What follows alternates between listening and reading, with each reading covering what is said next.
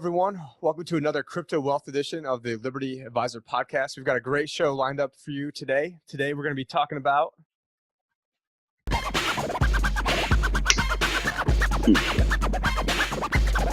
Baby Got Bakkt. but we will not be talking about Sir Mix-a-Lot. We're going to be talking about the BAKKT Global network that is designed to enable you to buy, store, and sell digital assets. And it's had a lot of buzz right now in the crypto community. It's been one of the things that everyone's been sort of waiting for because, a lot of times people are always asking, what's going to make crypto pop? And to me, that usually is a good indication that I'm talking to the wrong person when that's their biggest concern is, what's going to make things pop. But today we are joined by Crypto Caliph, also known as Caliph Herald, and he's editor of the Blockchain Authority, and that's .org, right? The blockchainauthority.org. The site's under construction right now, but you can get at me on Twitter at Crypto Caliph, CRYPTO Caliph, CALIPH, or on Instagram and Twitter. Get at me. Definitely get him. And I was going to ask him where we can find him, so he just sort of did the job for us. But before we get into it, what I want to go over today is I want to have first let's get a timestamp of where we are at right now in the crypto space because since a lot of stuff's going on, as you guys know, and actually lately a lot of stuff's been going on more in the traditional markets, even more so than the crypto markets. But right now we're looking at CoinGecko.com. The reason we're looking there is they've got a really easy place where you can sort out, the 1 hour view, the 24-hour view, and the 7-day view. So the last time that we recorded, Bitcoin is up 3.2%. I'm not going to mention what's the number 2 spot because I don't really like them. Ethereum is up 26.5%.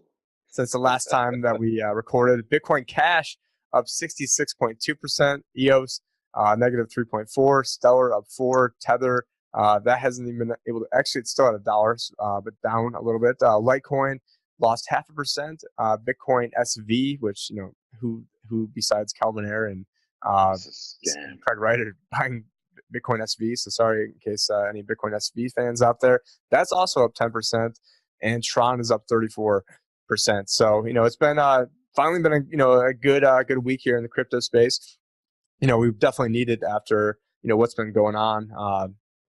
What's is that is that a Ripple coin over there? You see that? Can you see that? Yeah, I saw the XRP over there. Starting beef, but go ahead. Yeah, so what we're gonna get into today is the BAKKT. That's BAKKT, and if you go from their website, what it's talking about is they are bringing trust and utility to digital assets. BAKKT is building an open, seamless global network to enable you to buy, sell, store, and spend digital assets simply, safely, and efficiently. BAKKT is backed by the internet. Not the internet. I guess it's backed by that too. The Intercontinental Exchange's proven financial market infrastructure and technology. And for those who know, the Intercontinental Exchange, also known as ICE, that is also the parent company of the New York Stock Exchange. So you may have heard of them. So very big player. I mean, the biggest exchange that is out there. They're interconnected with every global major institution that's out there. So really, if you were able to get a pipeline with BAKKT, having their network and their infrastructure, it would be a very easy on-ramp right now. Because right now, I mean, the average hedge fund manager, the average Wall Street guy, they don't know anything about Bitcoin. They don't know how to store it. They don't know how to they don't even know if they want it. They just figured out that this is probably a good way for them to make money. But continuing on here, BAKKT's secure global platform will connect investors, merchants, and consumers, making it easier, faster, and more cost-effective to access, trade, and use, and that's a key word right there, use, digital assets. BAKKT's open source neutral platform will be designed to meet applicable regulatory requirements and to support innovation around digital assets and blockchain applications. Just a little bit of a quick about. BAKKT is designed to enable consumers and institutions to seamlessly buy, sell, store. I think they're just rehashing, no pun intended, with the rehashing all the stuff they'd already talked about before. And right now, the ICE futures and ICE Clear US, they plan to launch the first physically delivered Bitcoin futures and warehouse in coordination with BAKKT, subject to regulatory review and approval. And this will enable access for institutional investors via a regulated market infrastructure. And of course, right now, BAKKT was supposed to be, it has been delayed. So it was supposed to come out, I believe it was December 12th. And what we're seeing right now is that they're waiting on some approval from, I believe it's the CFTC And there might be some sort of conflicts of interest right now that the CFTC has their own futures exchange. But how this really differs from that future exchange is that their futures exchange doesn't actually deliver physical Bitcoin. They're only delivering the futures contract of it, and in a pure panic, you want to make sure that you're the one holding on to the keys. And so we're waiting for some regulatory approval. I'm going to say, we're waiting over here, but one of the reasons that's given that they're not live right now is that they're waiting for the CFTC. So then it got pushed back to the end of January. And right now they're talking about the U.S. government shutdown. Overfunding of the wall could be another reason why this could get delayed. So you can actually blame Donald Trump for why this is back as well, or why this is not out there as well. I just hooked up the soundboard yesterday, so I'm just trying to figure out anytime I can interject some sounds there. But I know Crypto Caliph is not a fan of Trump. That's not what we're talking about today. But No, just want to welcome him to the show and just really get a good beat on what why you think BAKKT is so important for this space, or why you wanted to talk about BAKKT today. Yeah, so hit the applause button.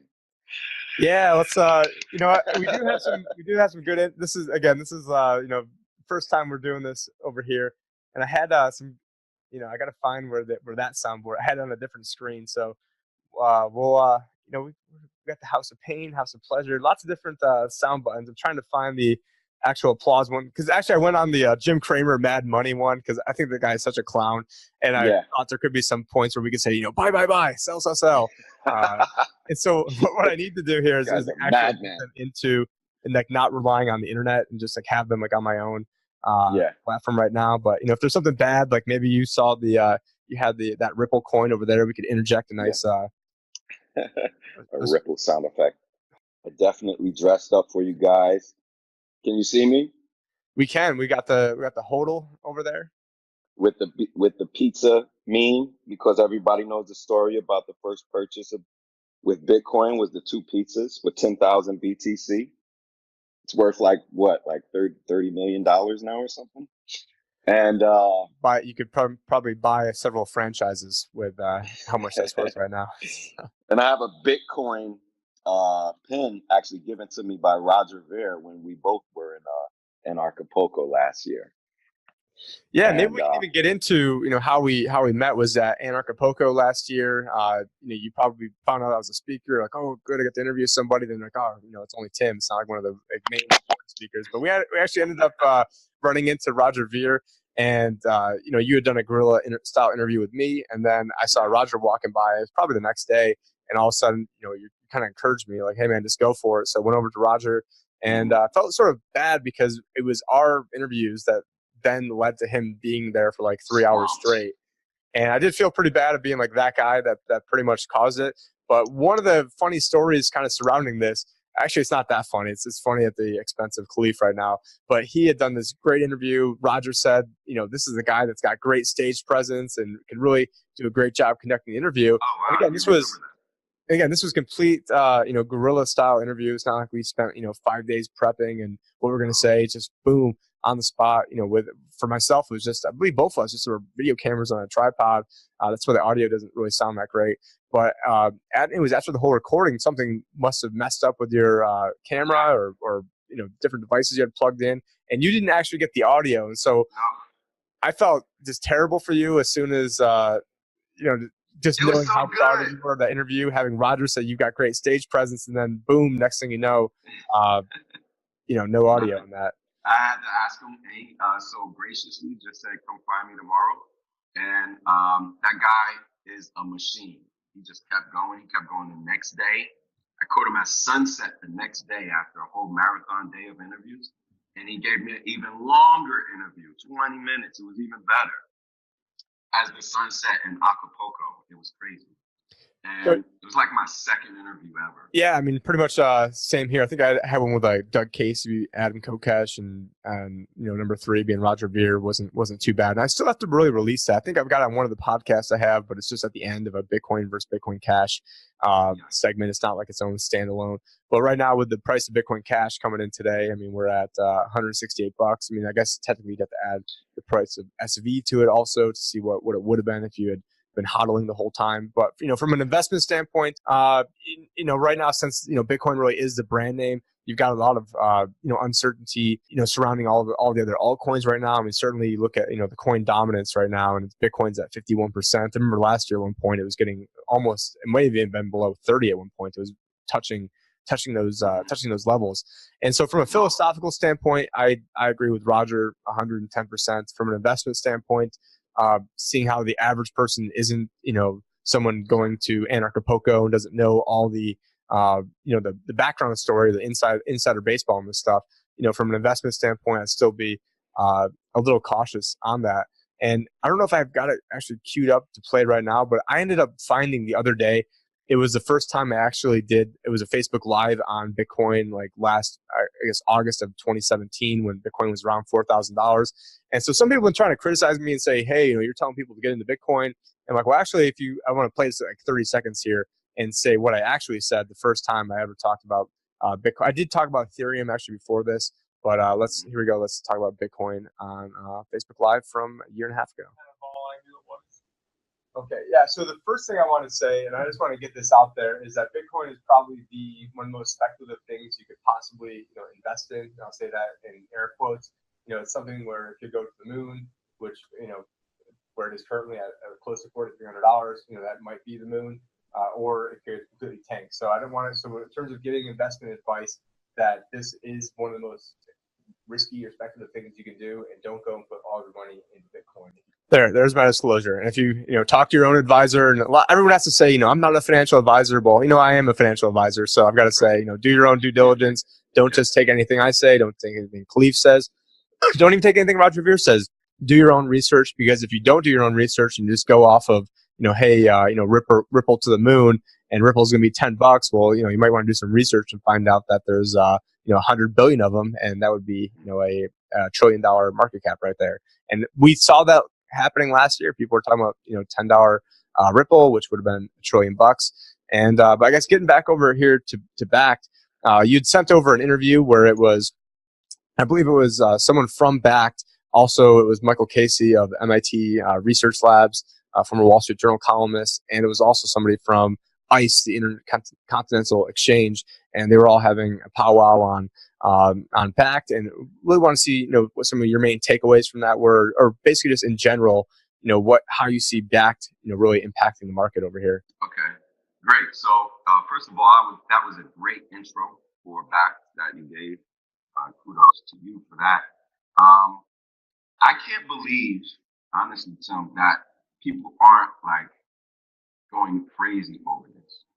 Ever since it was announced, like I think Mike Novogratz was even saying, he was like, the market was so down. It was like November or something like that, and like they had just announced it, and it was after like a couple, like even though the market was down, there was a series of like behind the scenes. All of this development is happening. The infrastructure is being built up, but it's nothing like no hysteria or insanity, pandemonium like it was at that time last year, November, right? After everybody went to Thanksgiving, came back from Thanksgiving, cousin Bill said he made a crap load, and then everybody invested. So like any type of news sent the market into like a fever, right?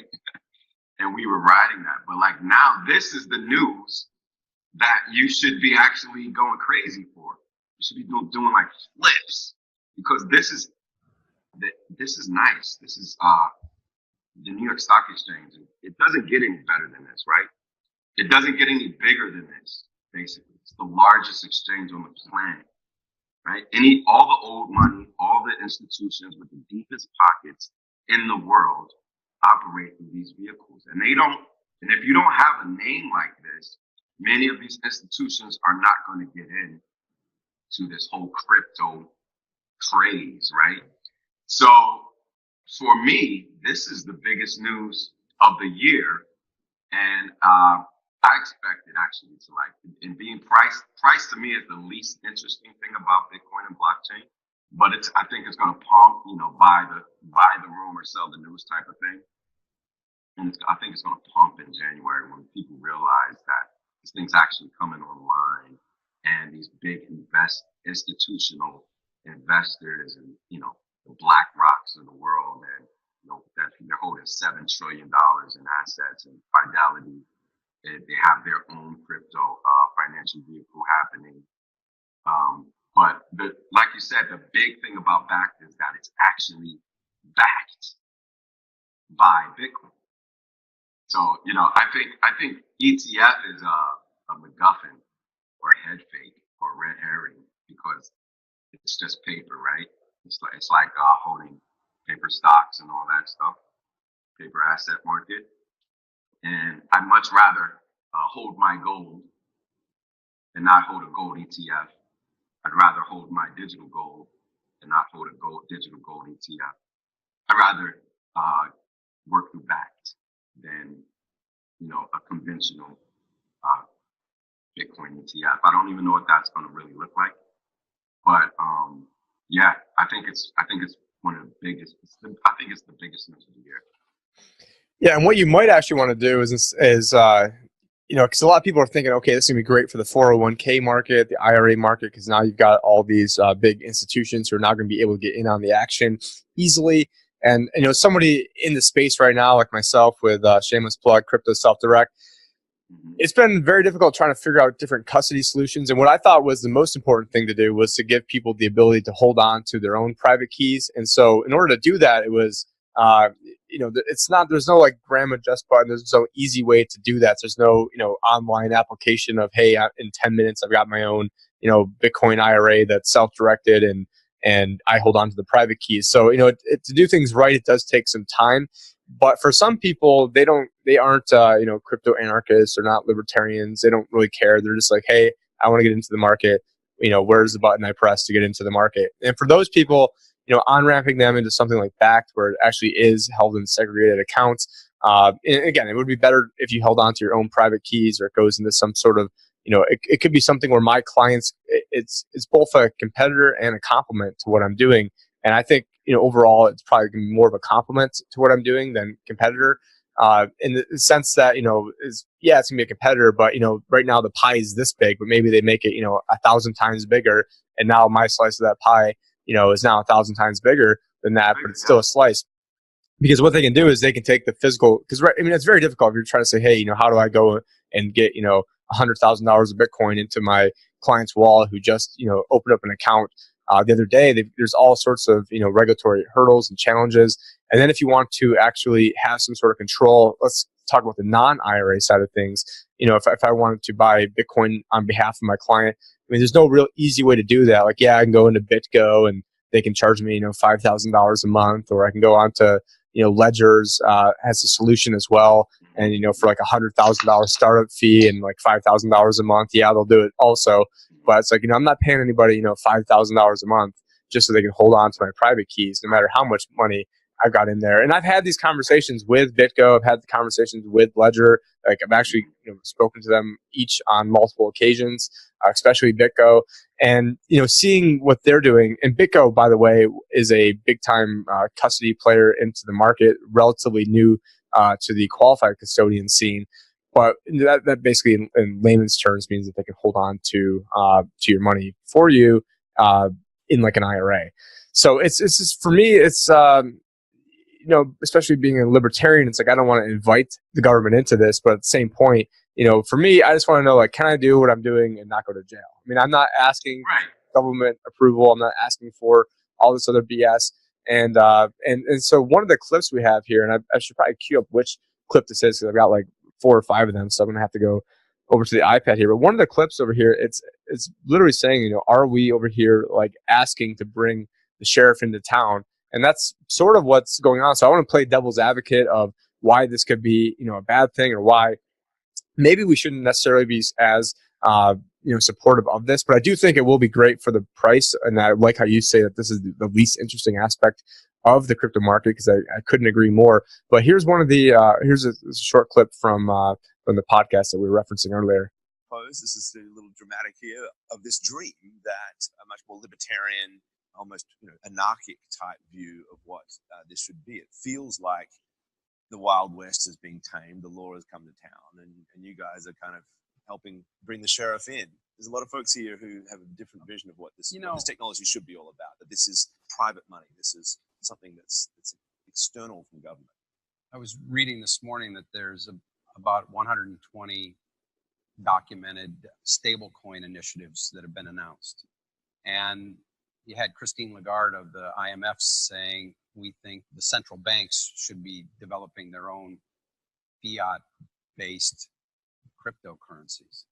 If you have government basically adopt the blockchain and develop a complete digital infrastructure for capital movement, tax payment, portability, I don't know as entrepreneurs whether this kind of utilitarian utopia that there won't be any government interference will really exist. And right now, democracies in crypto are who has the most hash power, i.e., who's the richest.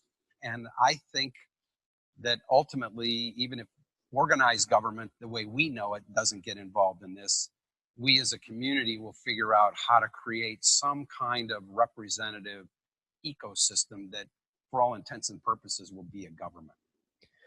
Yeah, so I mean, I think we do have to be really careful with this because at this point we could be bringing on the same thing we're trying to get away from. Certainly something to be aware of. And I think the other key is here. They had mentioned that if governments adopt, and we just want to make sure they adopt it and not hijack it, because what I can see happening is, hey, thanks for all this great technology and thank you for scaling this for us and figuring all this stuff out.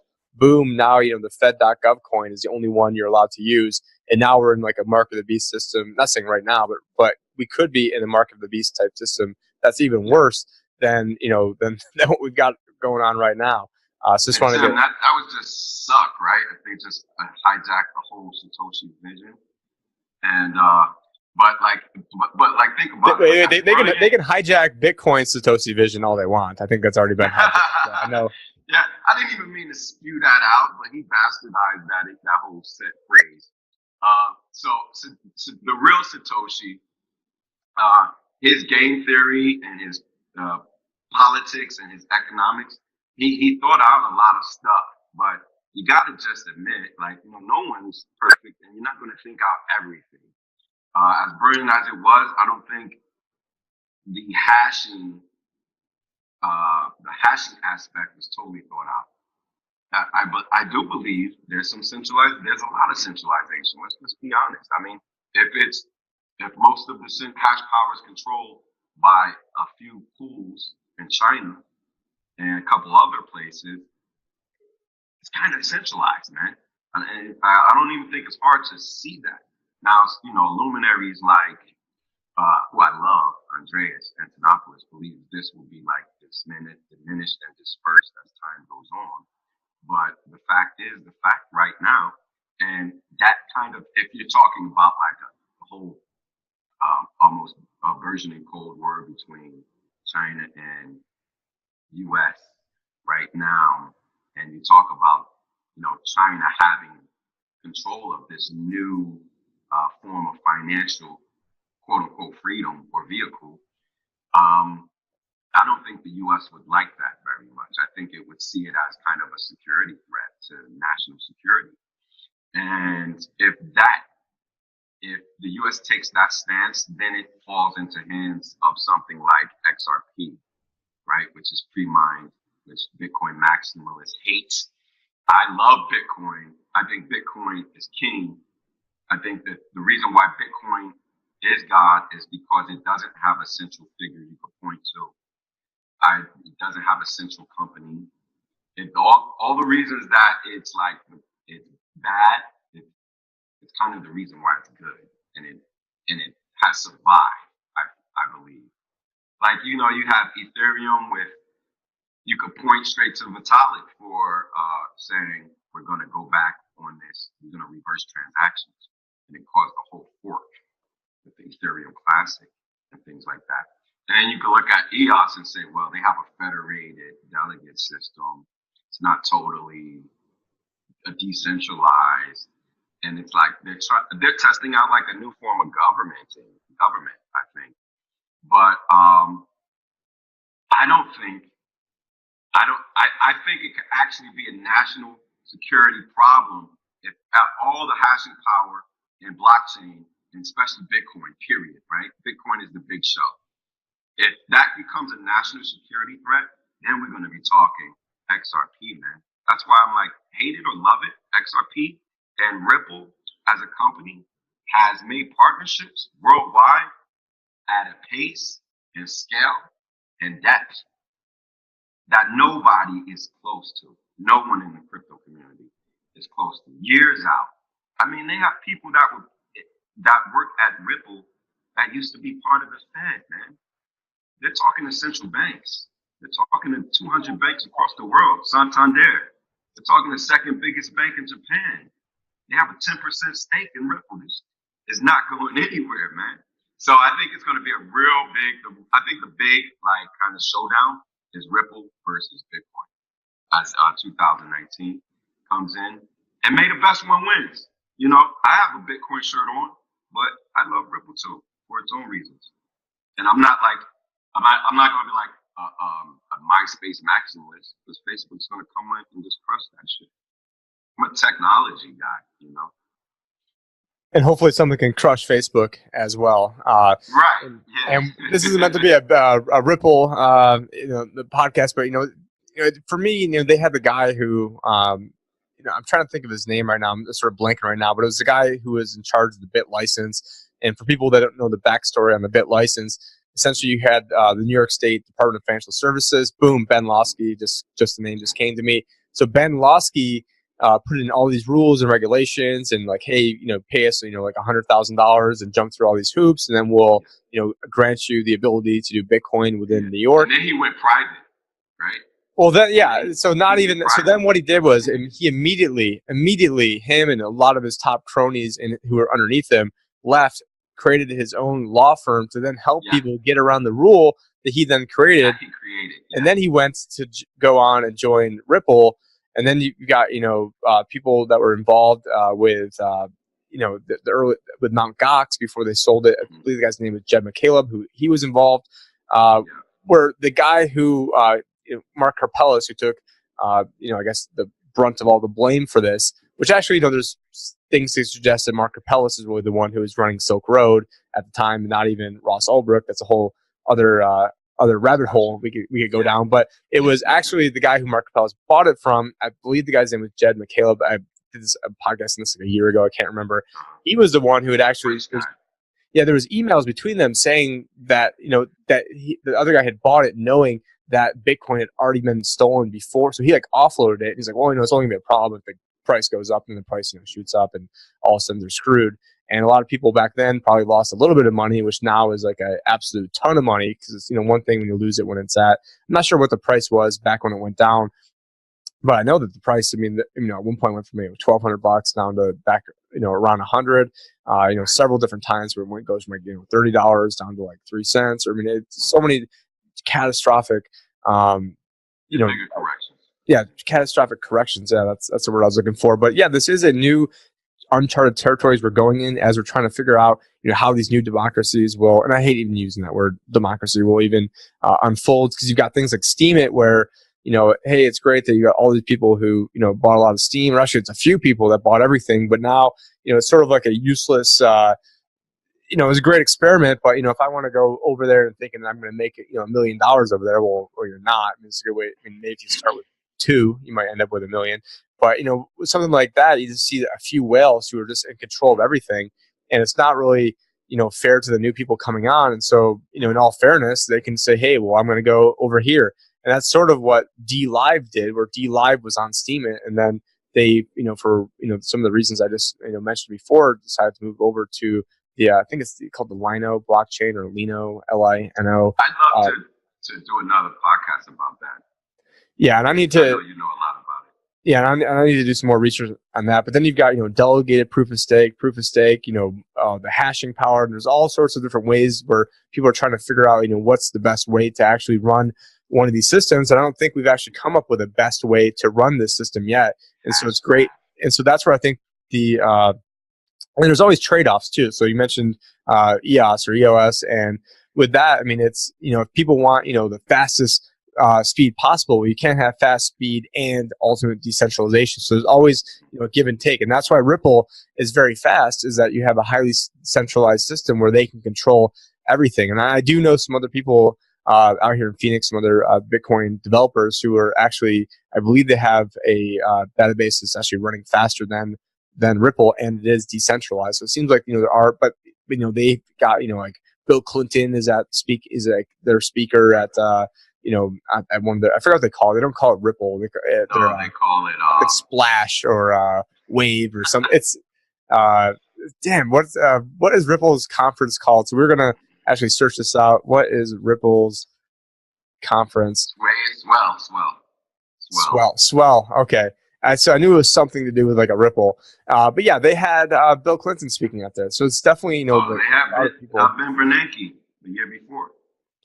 Even worse. So let's now go to a clip where they're actually explaining what BAKKT is, and this is from someone that works at BAKKT or heading up BAKKT. And this is the podcast we're referencing earlier, which is it's the Ice House. So it's the Intercontinental Exchange. They have their own podcast too, so it's not just me out here podcasting. We've got Ice here as well. So here we go, a little clip where they are explaining what exactly BAKKT is. Features that you're offering, for example, and what exactly are you offering to these institutions that, say, a Coinbase or another kind of offer? When we started developing contract design for BAKKT, it's a daily physical delivery Bitcoin future. We looked at what institutions needed to trade. Certainly, first and foremost is regulatory certainty. And that's why we're starting with Bitcoin. Bitcoin is the only digital currency or digital asset today that has federal regulatory oversight by the Commodity Futures Trading Commission, or the CFTC. Starting with that digital asset, the second part of it was adding secure custody, or as we call it, warehousing. Thirdly, the price discovery process, a trusted mechanism for publicly discovering the price, free from fraud and manipulation, and all the things that go along with that, AML, KYC, and really creating that institutional infrastructure that doesn't exist today, that we think is a big opportunity for institutions to come in a regulated way that they access other markets. And one of the things I thought was important from that is they talk about getting true price discovery, because it's starting to come out that some of these exchanges might not really have the volume that they're saying that they're having, or that their volume is actually faked. And I think it was actually just a few days ago. I can't remember the name of I think it was like BitThumb, where a researcher alleged that over 90% of their exchange volume was actually faked. And then when you fake it, you can then also, that's going to have a certain feedback mechanism on the price of this as well. And so I can see, while having and then also, I mean, I think it gets into later on, how many people really bought it at $19,966? I mean, did somebody buy a quarter of it? And now, I mean, I guess back then, it was like a $50 exchange fee, so you wouldn't want to buy 25 cents back when it cost $50 just to move it. You move it and lose money. I guess in that type of scenario, or you see all the like Lambo bros posting what they purchased in December and January, what their portfolio is worth now, grand, from like 20 grand to like $4 now. I mean, listen, I've taken part of this 90% correction as well. So, and guess what? I'm hodling, and I've actually purchased on the way down, and I'm going to pick up right after we talk today. Moving markets, and it's a good idea. It's a dollar cost average. I mean, even you talk to Warren Buffett, and Warren Buffett will tell you that if you got $100 a month to put in, the best thing to do is not to try to time things, is to put the money in. And as long as you're not close to retirement or needing the money, it doesn't really matter. I've got a great presentation on this whole concept at sequenceofreturnrisk.com, where it shows, actually, I'm not selling anything on there, but all you need to do is, if it doesn't really matter if the market averages 10% a year, if right before you need the money, it goes down 50% or 80%. And that's why you got to look to all these developers like Steam, as you mentioned before. They just laid off, I think it was 70% of their workforce. A lot of other startups right now have laid off a huge amount of people. And so now we're starting to see that pain, where that pain is actually real. And that had to do, it doesn't matter if their project earns 500% per year. If year one you're down 90% and you didn't account for that, now you've got to go sell assets at fire sales, or all of a sudden now your plans have been laid to waste. But I do want to get into another clip over here where I probably should have, I guess, synced this up a little bit better over here. But the next clip we have over here, I believe this is where they're talking about institutional approval. So let's play this out. And I think that once you have regulation where you have essentially a public rule book, any changes or evolution that will be made, and there will be evolution, are going to have to be in concert with the entire industry, because it's going to involve ultimately the approval of the government. One of the things I'm not sure people realize about us is that we're going to trade this product and then we're going to send it through our clearinghouse. The clearinghouse guarantees delivery and payment. And the way it does that is, as Kelly mentioned with respect to crypto, is we're going to have everything pre-funded at the clearinghouse, so there'll be no leverage risk in that clearinghouse. But the clearinghouse is actually governed by a risk committee. The risk committee is made up of members of all of the major banks and brokers in the United States. So the approval that we are getting is the institutional community of the United States has already approved all these rules and what have you. And now we've been able to take that body of work to the US government and say, you've got the buy-in of all these major institutions. We'd like you to validate this rule book. And that's the process that we're going through right now. Now, I need to. yeah, and I think that is, sort of where I'm coming from, that, I don't want to end up in jail, but at the same point, I'm not trying to beg the government to come into the space. And you had touched on earlier before on the ETF market. And with the ETF market, it's a great way for somebody to get exposure, but you're not doing things the real way. You don't hold on to your private keys. So, I would have some questions, I guess, as it relates to BAKKT. Is this something where, hey, I can go sign up for an account at, Fidelity or TD Ameritrade, and then I go buy Bitcoin, then now I've got a segregated account that sits, on my own Bitcoin wallet, or if I want to keep it in an IRA, does Fidelity have their own system where then all of a sudden I see my own account where, they're holding on to the keys for me, but it's sort of like a Coinbase where I can move in and out, but probably have just Bitcoin. It sounds like they're only going to be using Bitcoin right now. Doesn't even sound like they have plans to add other ones to that. And I guess, probably want to finish off the clips over here where this is just, sort of parlays right into that. Or actually, I think I've got two more clips that really parlay into this. But, as it relates to Bitcoin being sort of like the benchmark, I just wanted to play this one right now, because they do make a comparison between the S&P 500 and Dow Jones. When people talk about the stock market, it's almost always, if it's a layperson, it's almost always the Dow Jones. If it's a professional trader or hedge fund manager, it's almost always the S&P 500. There's reasons why they differ, but we're not going to get into that right now. So here we go. Here's the next clip. Should have died. And there are thousands of other tokens, all of which you could maybe argue are better for some purposes than Bitcoin. But yet Bitcoin continues to survive and thrive and attract a lot of attention. We're used to that in traditional finance. Like after President Trump was elected, the Dow Jones Industrial Average went over 20,000. It was huge, a huge piece of news that the Dow's at 20,000. I tell you now that a huge mistake, and probably a time for you to sell. Depending on what's going to go on. I mentioned this as you're listening, in the news, and somebody talks about what the market did. They're going to talk about the Dow Jones Industrial Average. We find that oftentimes in finance, it's not about being the best, because we can all develop something that's better. It turns out to be about being the broadest and the most kind of commonly accepted. And for whatever reason, Bitcoin has sort of become that, at least for us Americans. Our federal government has acknowledged that that is the only token of all the thousands of tokens that they are right now prepared to give some kind of regulatory certainty to. So whatever. Now, I think Ethereum also has some, not to call him fake news in that, but I think Ethereum also has been designated not to be, basically to not be a security. So there might be some fake news, not to call out Mike Casey on that one, but it just goes, and that's why I think that there are. He says why. He says for some reason, Bitcoin is that thing he mentioned, right? And I'm like, can't figure out that reason. Effects, right? It's like so many we can't even talk about, but first mover and all these other things, like 7 network effects that Trace Meyer talks about, who I love as well. If you guys haven't heard of Trace, go check his podcast out. But yeah, go ahead. Like, it's so many things I just want to like blah blah blah about.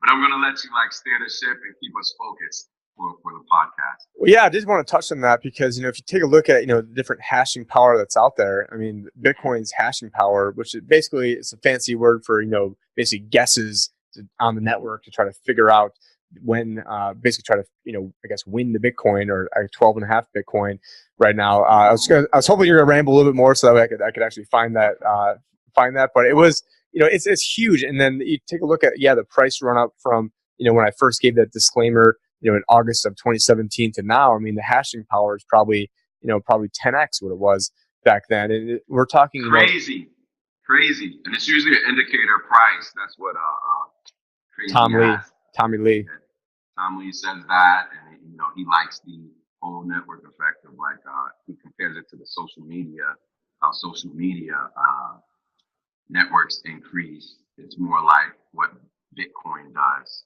as a network itself, being a network and a protocol. But how about Tom Lee? He's like got a little bit of pie on his face from that $25,000 call by the end of the year, right? Yeah, without a doubt. And we're taking a look at right now. I mean, the hashing rate back in let's say September of 17, it was 7.2 look at that terahash. And then, I mean, at one point, I mean, it's hard to get up to exactly where it's at, but it got all the way up to 51. And now, I mean, we're still up there. We're still at 40. So, I said 10x. Okay, I guess it's really more like 5x, but still, I mean, it was a huge number. But if you go back to the beginning of 2017, it was more than 10x. It was almost 20x what it was at the beginning of 2017. And when I started, when even the time I was starting to get into it, over 10x from that, and it wasn't even that long. Mania it went, like, let's say in December when it was full mania, right? Last year at 2017 December. Look how the difference from then to now. Like, those are machines coming online, right? So you talk about the infrastructure being built out, and the inverse of the price action is happening. Like, it just doesn't make sense. Like, people are spending millions and millions, if not billions, on these machines. And we did have on the interview has not been released yet because I was having somebody edit it for me. But we've got an interview with the CEO of the largest publicly traded mining company in the world. That's Hut 8 that we did an interview with him on. And so unless you've got the deep pocket. So I mean, at one point just recently, a month ago, it got down to, I don't say down to, but it looked like around like 34 petahash, and it was all the way up at 53 petahash. So I mean, it has definitely gone down, quite a bit because people can't afford to spend, average. I know a guy's got 30 S9s sitting out there in his. I don't want to say where it's sitting, but he's got 30 S9s. But for him, he just ended up taking it and sending it off to his buddies who have solar power or who need to heat their houses because especially if they have solar and need to heat their house, because now it's 1-2 punch because he couldn't afford to. You don't have really cheap energy, then it just doesn't make sense for you to mine. And even if you do have cheap energy, I mean, it depends how cheap and what scale you're really running at. And so, the major mining pools are able to kind of withstand this. The, something like a Hut 8 that has huge investor pockets, they're able to, weather the storm. But now they can go online, they can go buy up all these mining rigs for probably, I don't even know, honestly, probably half of what they were, a year ago for what they're going. All these S9s, I mean, you go to eBay and, especially for like a GPU mining rig, I mean, those are, I don't say next to nothing, but compared to what they were, there's definitely a frenzy going on. And part of this network effect is, it doesn't matter if I've got the best tool possible, or I've got the best, widget or gadget. If nobody's using it, like a fax machine is useless. But if, all of a sudden, if you've got 2 people using it and I want to communicate with that person, it becomes valuable. And I've got 10 people, 1,000 people, 1 million people, 1 billion people. Now the network effect becomes very useful. And that's also why something like a Facebook is still so persistent, because that is where everybody is right now. So yeah, I could tell people go to DLive, go to BitChute, and go to all these other places that someday could be the one or one of the ones. But right now, Facebook has such a network effect that's why you see such a you see luckily their stock price has gone down a lot. So suck it, Mark Zuckerberg. But somebody like that.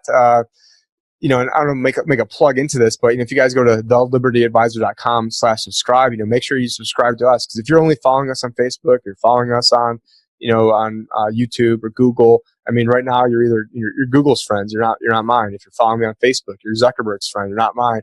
And if you think I'm spamming you or doing something, ill-conceived, then you can just block me, and then we go on from there. But my problem is I probably don't send out enough stuff because people are subscribed to iTunes. Mainly it's iTunes and Google Play is how most people listen to the podcast. But for a lot of people, I don't have their information, and thank you for listening.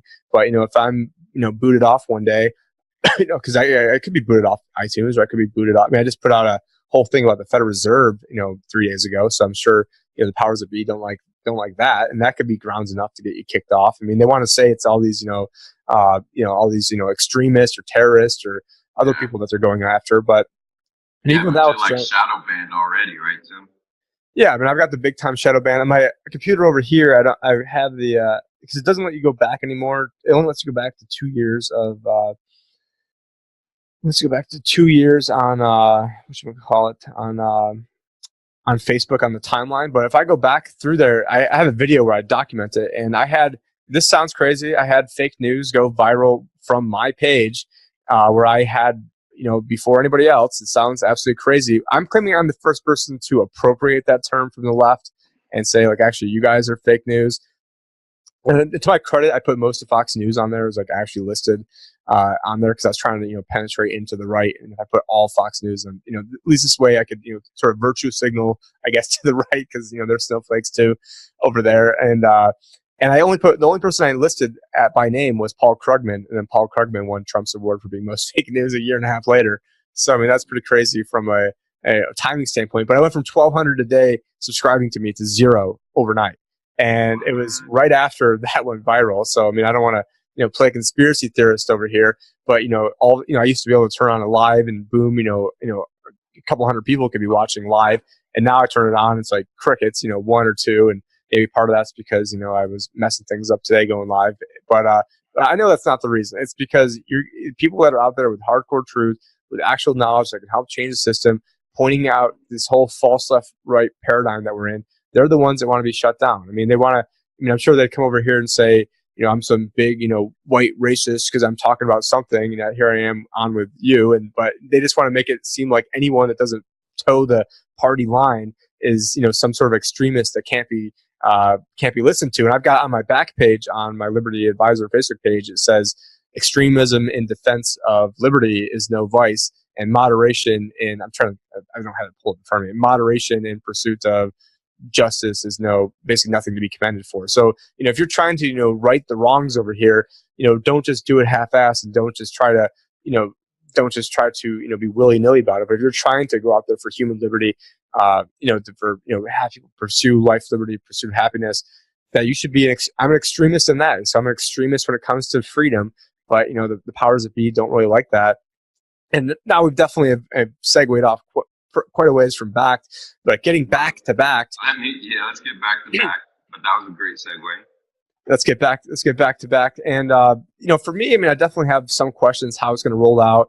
And I don't know, do you want to kind of expound upon how Starbucks also fits into the mix as well? As far as I know, that it's kind of a partnership. I don't know too much about it. I think it's just one of those things where they're like, we're signing on to support it and see what happens. There's no announcement has been made saying that they are accepting Bitcoin at any of their franchises, as far as I know.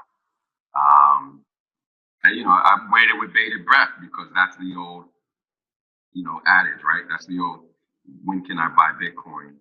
When can I buy coffee with Bitcoin and all that? But actually do that in many shops around the world. But, something like Starbucks would be a game changer for sure. It's a behemoth, it's a global behemoth. It's on par with saying Amazon is now accepting Bitcoin. People would lose their shit.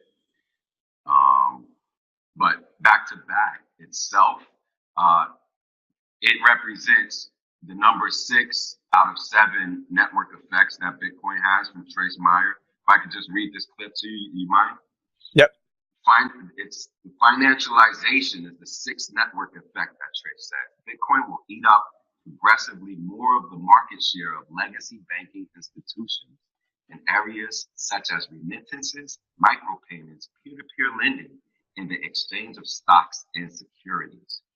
This process has already begun considering NASDAQ's support, and this was in 2016-15, of open assets, colored coins, and for the transfer of securities.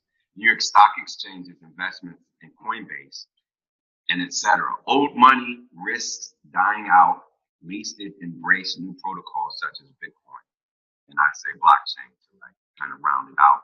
So that's the quote, and I'll add that that was 2 or 3 years ago. So this guy's kind of erudite and he's kind of prophetic in his thinking. And like look at where now people don't even know Tim, the world has changed fundamentally. We kind of see it because we're like, I'm obsessed with this. I know like you're all in this, and we see this on a daily basis. Like I'm obsessed with the news coming out, but the world has fundamentally changed. We got big dogs like the New York Stock Exchange and NASDAQ. They are buying interest into these big crypto firms like Coinbase. I think Goldman Sachs has an interest in Poloniex or something like that. Well, actually, so they do have one in Poloniex, but actually, it's I thought this is where you're going to segue into. ICE actually has an interest in Coinbase. So right, ICE, and it's all big. The big like people like 2017 was the year of like speculation and is it a real thing? And you could probably make a case from 2009 all the way up to last year. People were thinking like, is it a real thing? Well, baby, let me tell you, all the big money, the old money, and the oligarchs, all the super wealthy, they're letting this stuff crash. It could even have been a planned correction, but the strict traders would tell you that this was a due crash, and of course about the blowout top from last year. This is a correction that needed to happen, shake out all the bad hands and weak hands, whatever, what have you. But I mean, this is just the time when I think all the financial institutions, the oligarchs behind the scenes, are buying their bags, getting their positions, and the next 2 years are going to be like really hold on to your seats because look what just happened on the stock market. I think we're on pace to have the worst December since the Depression. Unless you're a client of Innovative Advisory Group over here, where we just a few months ago, another quick shameless plug, but a few months ago, I mean, if you guys go to my podcast, I mean, just like listen to like the names of the episodes I have coming out. I mean, or that were out. I mean, the past year. I mean, I had one where I was on another person's show, but it was called, I said the worst thing you could do right now is to bet against volatility, meaning you're betting that markets will get less volatile. Well, when it was already at an all-time low to begin with, yes. And then 2 weeks later, people that were betting against that lost all their money. So this is not something we're Monday morning quarterbacking.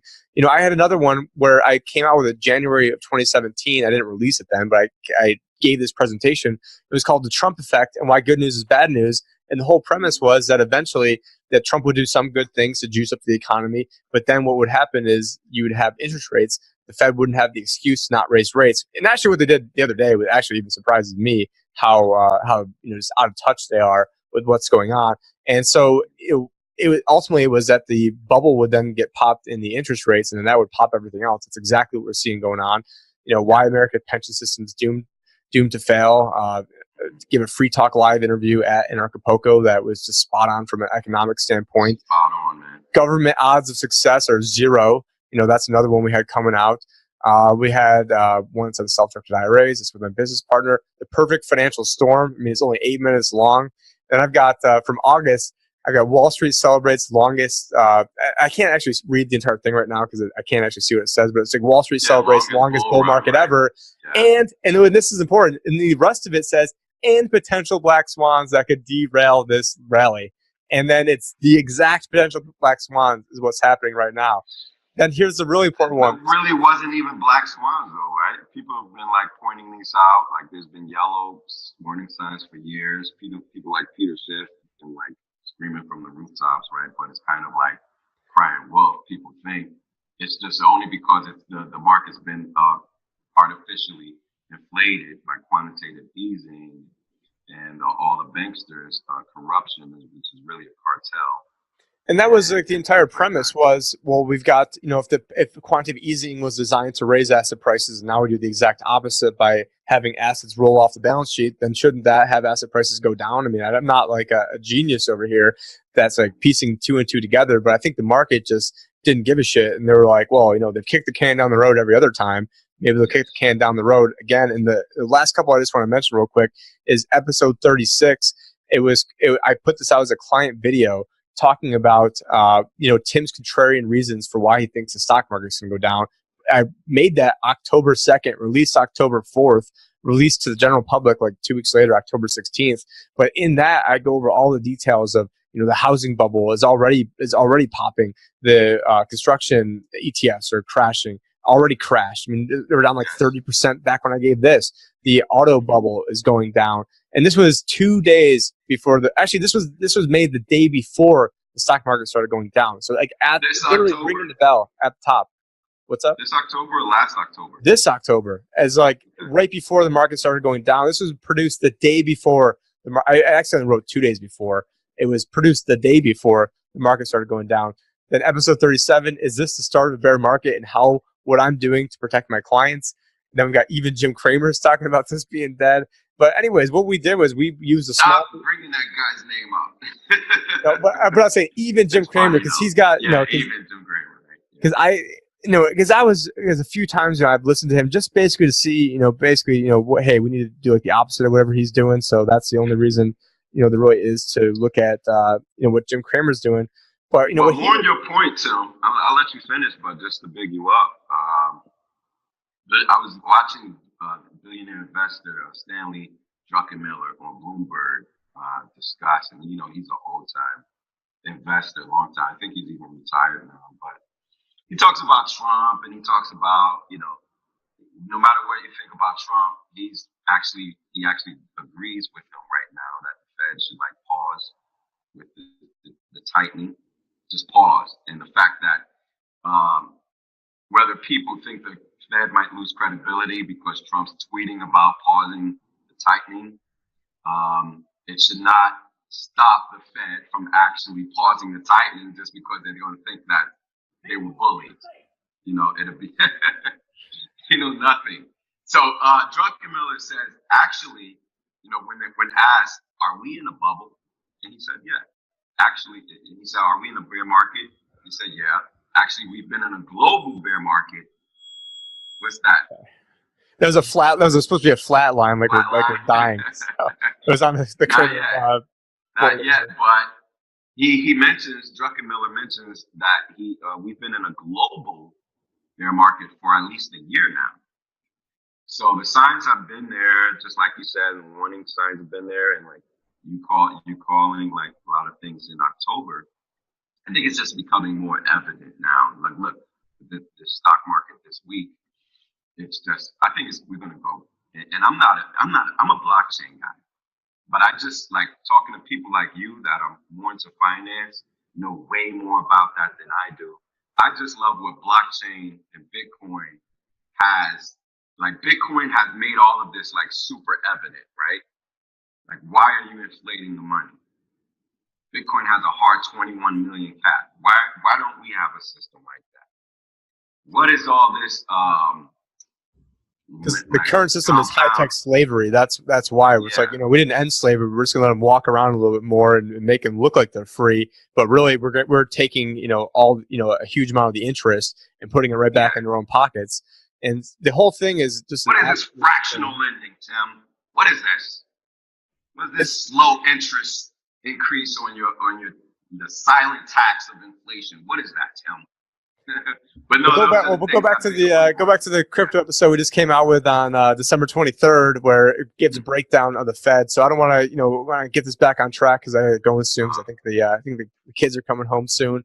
But let's talk about custody though. Like, let's get back to custody. I wanted to wrap up with So last thing I want to say about I guess some of the podcast episodes. The one with Ian Freeman that was at Acapulco. We get into the Fed right now is trying to save three things. And they got to pick. They can't save all three. They can't save. They're trying to save the dollar, the stock market, and the bond market, and you can't save all three. It's antithetical to it. I didn't get into like the full, because Ian, we went down some other rabbit hole, but it's still a great one to listen to. That was from a year ago. But what we did for our clients over here is we put a small percentage of their portfolio into put options, which those increase in value as the stock market goes down, because it could have been the stock market kept going back up. Maybe the Dow goes to 50,000 because now we decide, hey, we're gonna not print any more money, or sorry, we're not going to sell any more assets off the balance sheet. We're going to print $10 trillion, and now all of a sudden the stock market goes through the roof. Could be a potential scenario. They're probably going to wait till Trump is out of there before they do something like that. But even now, it's starting to get very obvious. Because for me, I liked when Trump was criticizing the Fed back when he was running. He was saying a lot of things that I liked when he was running. And then as soon as he becomes president, it's like, because he was telling people, just yesterday he was saying you should buy the dips. I'm like, oh great, now we got Donald Trump saying, BTFP over here. Did he say that? He said it didn't have the F in there, but he actually tweeted out that this is a good time to buy the dip. He didn't say buy. He didn't say buy the dip. Yes, no way. It said this. That's what it was on from Zero Hedge yesterday. And that's why the market's rallying today. It's like almost 500-600 points last time I checked. But no, with Trump is just what really disappointed me the most. I would say it's almost like when your parents say they're disappointed in you, it's even worse. And with Trump, calling out this a big fat ugly bubble back when it was at like 18,000, and now it's like a great time to buy at like 22,000. I mean, I don't know what's up with that, or probably 23,000 now. What I'm so disappointed in is he had the opportunity to say, the Federal Reserve, basically have like a JFK moment where he's talking about, what wrongdoings the Fed is, saying they grew a bubble. I'm working within a bubble right now, so we need to basically crash this and start over again. Instead, what he did was he juiced up the economy by having the repatriation of money coming over here. Companies bought back their own stocks. It made everything look great. And it was all this bullshit. Stock buyback, baby. It was all this bullshit that I the was stock talking about. market's going crazy. Economy's great. Bullshit. And guess what? George W. Bush did the same shit in like 2005. And maybe it was 2000. It was either, I can't remember. It doesn't matter what year it was. Either sometime between 2004 and 2006, Bush did the same thing. And guess what?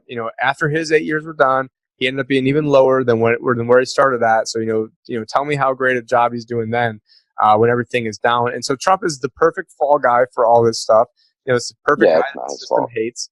I mean, the system does not like him. No matter what your thoughts are on Trump, it's obvious that the powers that be do not like him. And but it's just funny how he just he loved to claim the credit though, right? If it looks like it's up, nonstop. Like, I did this. Nonstop, I was pointing that out. And people are just like, you're just an effing liberal and blah, blah, blah, blah. And I'm like, are you kidding? I'm like, the people I had the most pushback from, because a lot of people were following me because I was so anti-Hillary. And then they were like, oh, wait, you can't be criticizing our Lord and Savior, Donald Trump over here. When I'm like, well, you guys are the ones who helped walk him into this trap with his big fat mouth. And now that you've embraced that this is the best economy ever, well, why can't the Fed raise rates if this is the best economy in the world? Can't handle that's when you should do it. Yeah, he walked himself right into that trap. And at this point, though, it's obvious to everybody that the Fed. And then he, back when I made this client video, October 2nd or 3rd, the Fed came out the very next day and said, we're going to keep raising rates and keep things sort of constant. And it was since then is when the market started going down. And Trump was criticizing the Fed. And I remember Jim Cramer watching an episode of him when I was staying home with my daughter when she was sick, and he was going on and on and on about how Trump. Probably how Trump knows nothing and he shouldn't be criticizing the Fed. And now, Kramer's out there acting like he's, warning everybody about this big calamity after, sure, I'll warn you once it's down 15%, but, I'll lead you right into it and tell you to buy it right before that happens. But, the last thing I want to, kind of finish up on is getting back to BAKKT and Starbucks.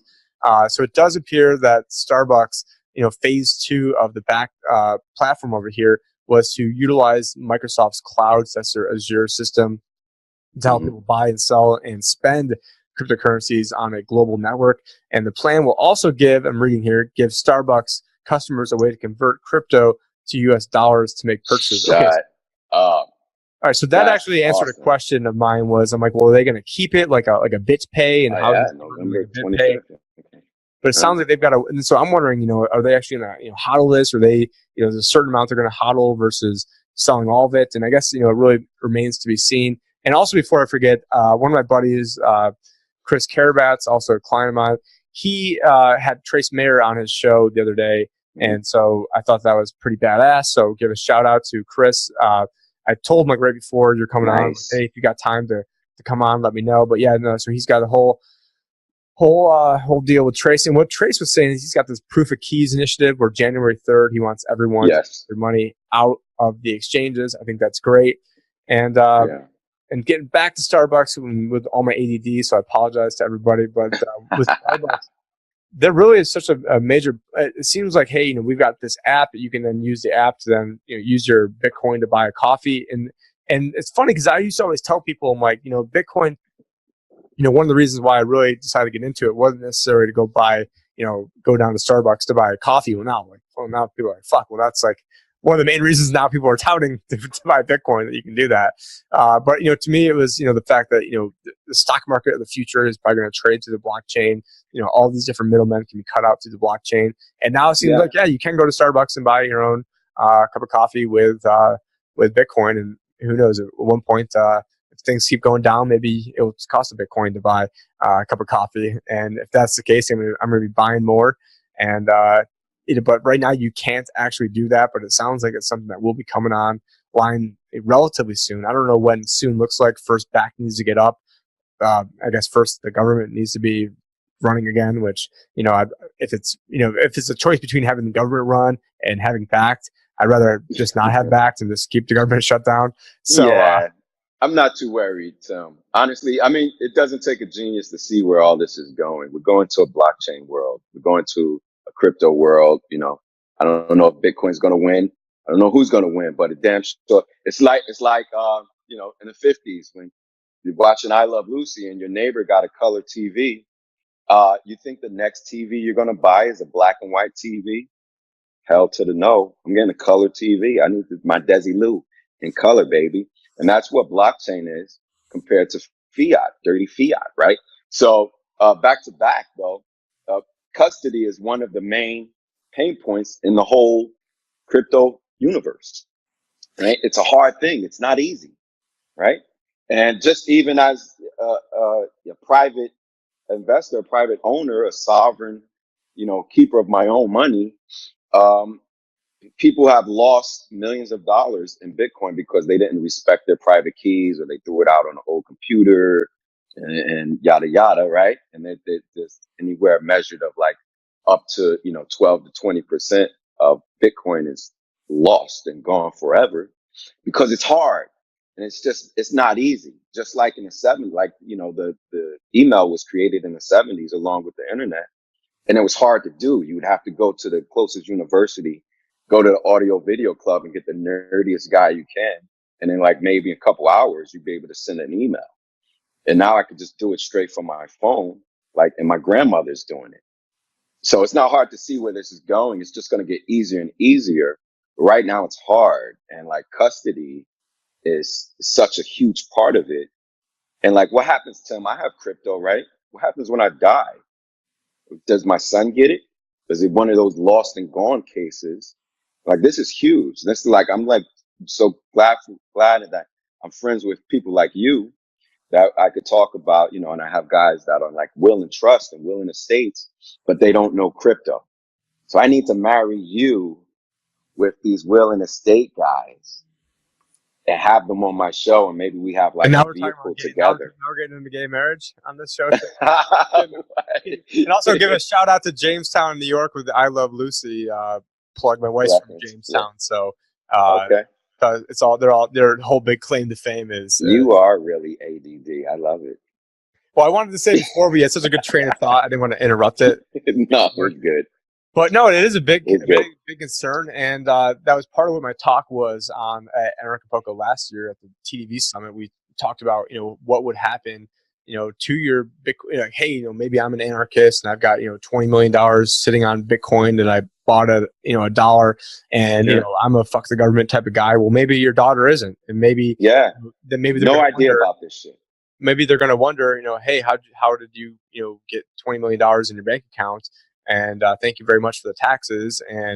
And what we tried doing is coming up with a way, not tried, we actually have done this now, where we advise people on if they have huge gains on any assets, but crypto in particular, how they can sell it in a tax efficient manner. We just saw recently, what's the guy's name out of Brian Armstrong of Coinbase, I believe, just mentioned that he, is part of the giving pledge where he's giving away all of his net worth in crypto.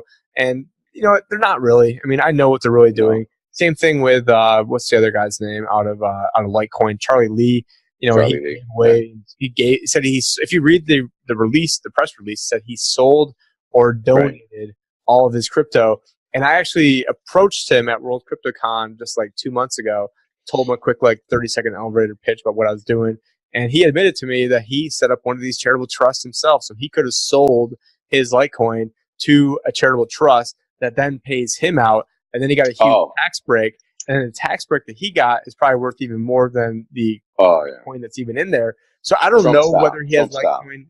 I don't know if he has Litecoin inside of that trust. If he did tell me nothing was in confidence. It was like 24 people around me as he was admitting this. But he was sort of shocked that I guess I knew. I don't say called him out, but I was just telling him what I was doing and trying to help people out with. He goes, you knew the nuances of it, right? Yeah, because all those people talk about sold, but sold where?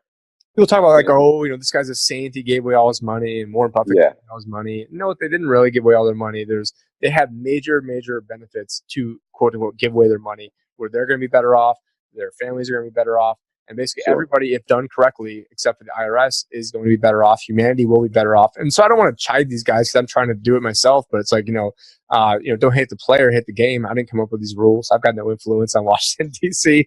other than coming out with fake news lists. But other than that, it is a very important concept, and a lot of people who bought in early are more the anarchist types who they don't want to hear anything about it. But it's not necessarily about you. It's about your prodigy. It's about making sure your legacy.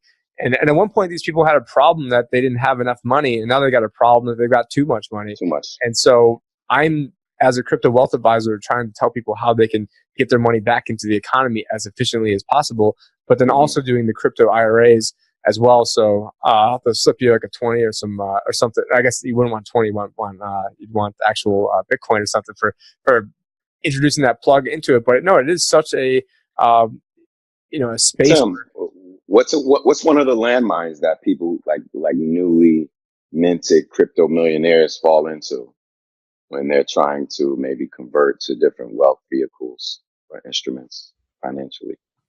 I mean, one landmine could be, because it is to some extent, some people did get very lucky in their timing of this. Of hey, some guy kept bugging me and bugging me and bugging me, and I put in. I'm just saying a hypothetical, not saying with me. I wish somebody was bugging me more so. And then hey, I put down $100, and now I've got 5 million. For that person, to walk around like they're like the biggest genius around, and everything they do, everything they touch turns to gold. Don't let your hubris, get in the way too much of it. And what I would recommend to somebody who has a ton of money is, what amount of money is the minimum you'd want to live off of? What was the minimum you'd want your lifestyle to go down? Can you afford, $250,000 a year lifestyle? And if so, if you can afford $250,000 a year lifestyle, maybe we sell enough assets tax efficiently to give you that. And then if you've got another several $1,000,000 left over to hodl with that, well, then hodl that part. Even Trace Mayer talks about, hey, we've got, there's a certain amount of Bitcoin that you should hodl. So if you've only got, $1,000 of Bitcoin, you shouldn't be worried about trying to trade in and out of it. But once it starts getting up to a huge net worth, and you've got, a few million, and all of a sudden, at that point, I think it does make sense to sell some of it, get at least put it into other, this is something you can talk to me about, but you can position your assets in such a way where you're bringing in that money every year. And so whether or not, whether it's through dividends, whether it's through other private investments, but just have everything riding on Bitcoin, you're going to fall into sequence of return risk where that's where, hey, things are going great. When I've got Ethereum worth 50 million bucks and now it's worth 5, well, you're going to have a lot more, your lifestyle is going to have a major hit when something goes down that much in assets. And, but no, yeah, you guys can go to thelibertyadvisor.com. I've got different presentations. The best thing to do would be to sign up for one of the email lists where it actually gives you that presentation. I do see My wife is pulling in the driveway now, so probably a Okay. good time to end it before the kids run in and start, Okay. before we have a guest appearance by my daughters, who hopefully will be inheriting some of the Bitcoin later on at some point. But no, definitely appreciate you having you on the show today. I didn't know a whole ton about BAKKT, because for me, I wasn't really trying to invite the government into this, but I also am in a weird position where, being more of a voluntarist libertarian, but then also not wanting to end up in a cage. I'm in this weird dichotomy of, what's the least amount of assurances to basically play by the rules to make sure I'm not going to be in a cage, but also at the same time, making sure that the government doesn't hijack this movement as well. I mean, I had a great talk. Thanks for having me on, Tim.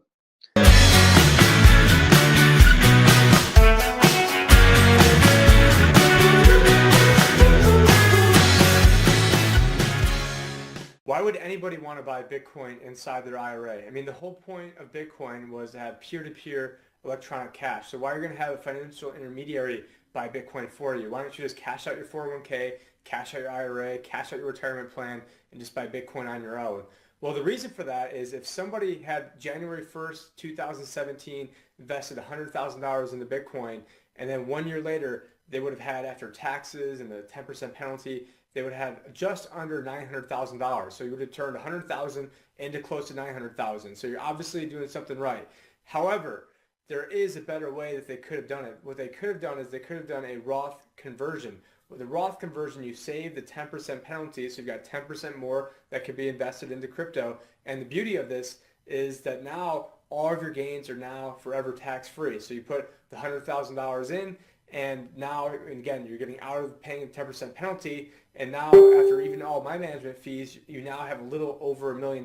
We have all the exact specific numbers linked down, or should be on the screen right now. I don't have it memorized, but to me, $1 million sounds a little bit better than $900,000, and having tax-free gains forever sounds better than having $900,000 that now any appreciation or hopeful potential appreciation would then be subject to tax. And the other reason why we thought of this, or really the genesis of this, is I'd heard a lot of people doing this, and I thought that, hey, there's got to be a better way. But the main reason is you've got a lot of people who the only money they have to invest is inside of their retirement accounts.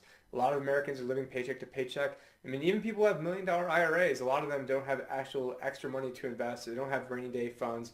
And the rainy day funds should be kept in actual safe, liquid, basically cash or really short-term treasury bills. It shouldn't be invested into Bitcoin. And so a lot of people just don't have that extra money to invest. And so taking a small percentage of your IRA or 401k and then, putting it into Bitcoin, if you know what you're doing and you understand the risk and you actually believe in this philosophically, is actually, I think, a good move to make. So again, if you're going to pull money out of your 401k to buy Bitcoin, you should talk to myself, because I think that the Roth IRA conversion is a much better way of doing things, and that is why somebody would want to consider having Bitcoin inside their IRA as opposed to cashing out their 401k and just buying it outright.